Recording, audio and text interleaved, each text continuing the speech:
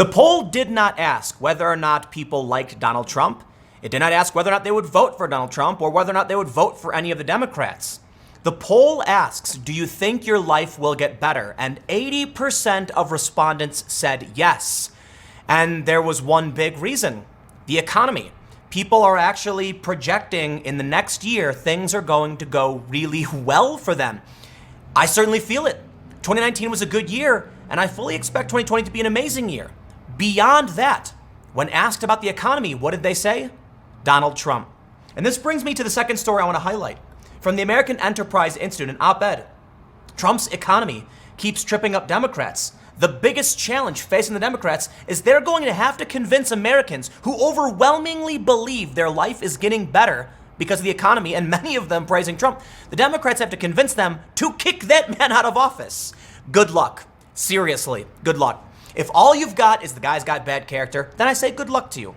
But let's read this poll and see how people really feel. I think this is a kind of a shocking poll because it inadvertently is predicting a Trump 2020 victory. Will it be a happy new year? Sure, in our own lives. For the country, poll says that's tougher.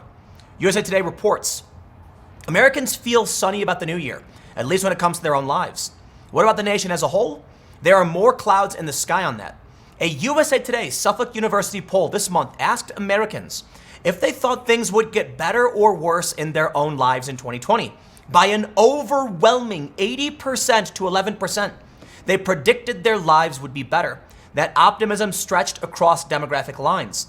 Although men had a more positive outlook than women, and Southerners had a more positive outlook than Midwesterners.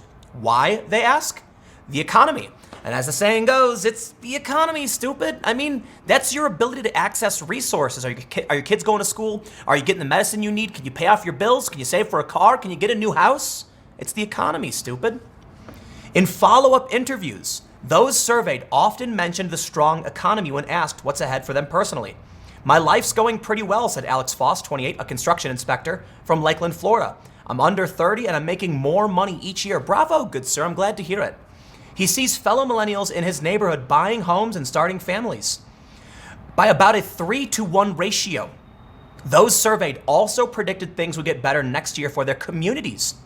But as for the nation as a whole, optimism was more tempered and attitudes more divided by partisanship. By a wide 72% to 16%, Republicans expected things to get better in the United States. By double digits, 54 to 37%, Democrats said things would get worse. Overall, 54 predicted better times, while 34 predicted worse. 12% weren't sure. And I blame the lies. I really do. We heard it from Vox's Matthew Iglesias, that progressives' messaging on taxes convinced the middle class they did not get a tax cut, and he called it a victory. We saw it again from Matthew Iglesias, that Democrats are lying about the economy on the debate stage. So I'm not surprised that Democrats are pessimistic and worried, while Republicans are cheering. But when it comes to the individual doesn't deny it. Life is good. By 80%, people say my life is going to get better. Get off the glass is half empty narrative, man. The glass is half full, and it's only getting more and more full. Now check this out, the Trump factor. Asked about the country's prospects, respondents tended to mention President Donald Trump. Amy Locklear, 45, a retired teacher and Army veteran from Maxton, North Carolina, said she's optimistic as long as Trump stays in office. Democrats, you've got to talk about kitchen table issues. You are not listening to the American people on this one. They are telling you they want him to stay in office. Their lives are getting better. You know what? She said, he gets things done, she said. I just want someone who does what they've promised. But Yotam Schachter, 34, a leadership development consultant in Boston, worries about what he sees as Trump's inaction on climate change and his impact on national unity. This campaign is going to further escalate the polarization, divisiveness, and enmity in our country. I think it's going to be a good year for my life and for my family.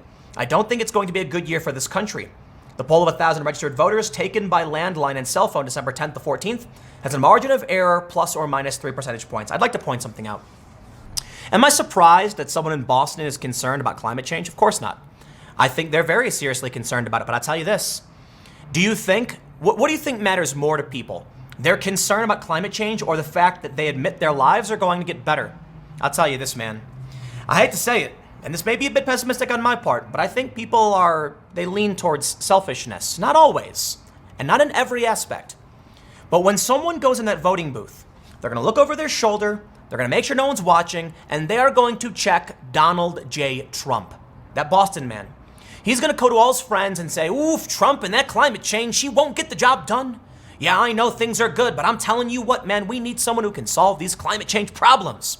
And the friends are going to high-five him. He's going to call Trump a bigot, and then he's going to look at his pocketbook, and he's going to see that big fat number, and he's going to talk to his wife about it. She's going to be like, things are going real good, and he's going to think to himself, ooh, man, if we bring in someone who's going to dramatically change the economy and things are going so well, I tell you this, I'd be willing to bet that man walks into the voting booth, looks over his shoulder, and then covers his hand as he presses that Donald J. Trump button because he doesn't want to risk his security.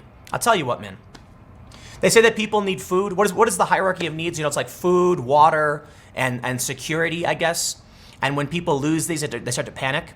I'll tell you what.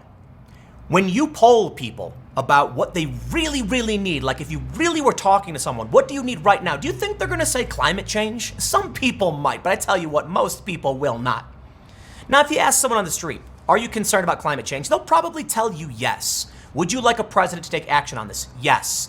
What do you need absolutely right now? And they're going to be like, I need to pay my rent. I need to pay my rent. I tell you this, I say that again.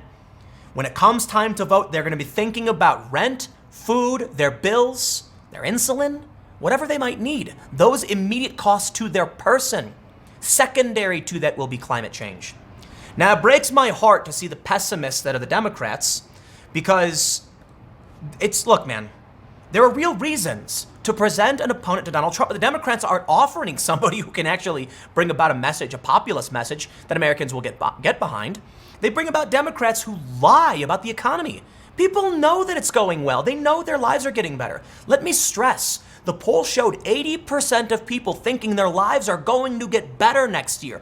And you're going to try and convince them the economy is bad? Sorry, dude. It's just not going to fly. Like I said time and time again, if you want to defeat Donald Trump, if you think Trump's bad on climate change, the argument is not the economy is bad. No, the argument is I commend Donald Trump on his efforts with the economy, and we will do everything to maintain that economy. We will, however, be better on climate change. We're going to make sure you at home can still expect that better life for you and your family moving forward, and we'll do our best to implement programs that will alleviate climate change, that will work towards better social programs, towards Medicare for all, without disrupting the economy. That's the message. The message is Donald Trump did it. It worked, right? But the other message is that Donald Trump has done things that are bad on foreign policy, especially on foreign policy. And I'll say it a million times, missile strike in Syria. I know. It's like beating a dead horse. I get it. The point is, you don't lie about Trump's success to try and win. You've got to talk about his shortcomings. They don't. Look at this. Written, this is by Bloomberg Opinion. Who's writing this? We got Ramesh Panuru. Democrats are facing a challenge they haven't confronted since the 1988 presidential election. They are trying to persuade enough Americans to kick a Republican out of the White House, even though the economy is doing well. They failed that year. And as their latest presidential debate showed, so far they haven't figured out how to meet their challenge this time either. You know what, man? I've tried. I think I'm a sensible individual.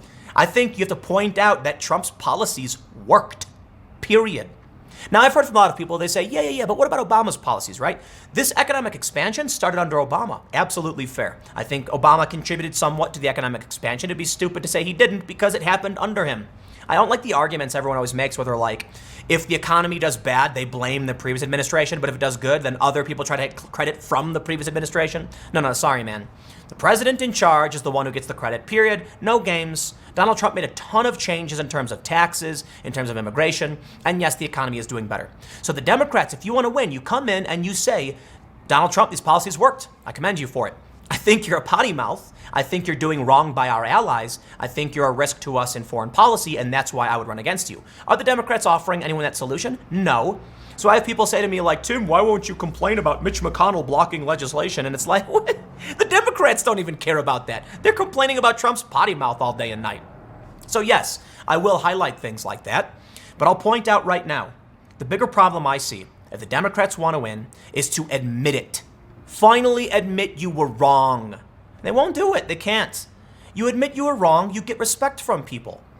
They say earlier in the debate, Moderator Judy Woodruff of PBS noted, the overall U.S. economy right now looks strong, and asked the candidates what they would say to voters who may not like everything President Trump does, but they really like this economy. Each of the candidates who responded denied her premise. You know what, man? You deserve to lose.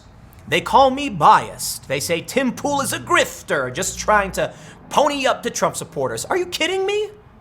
The PBS moderator told them the economy was good. How many times do I have to say it? They deny the premise. Congratulations. Go tell that dude, that construction worker, no. Your job, your raise, your life is improving. That's not really happening.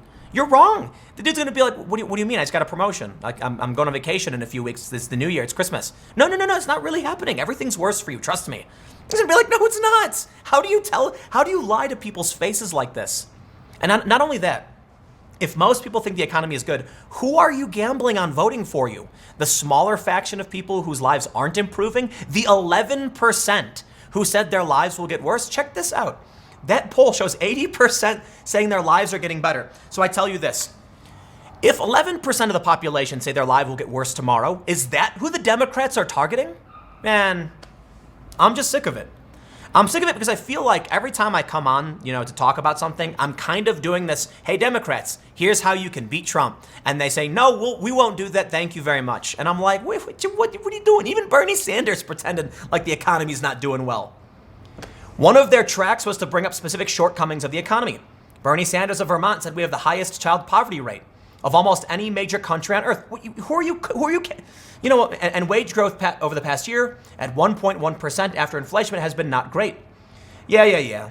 Many of these specific complaints are false or overstated.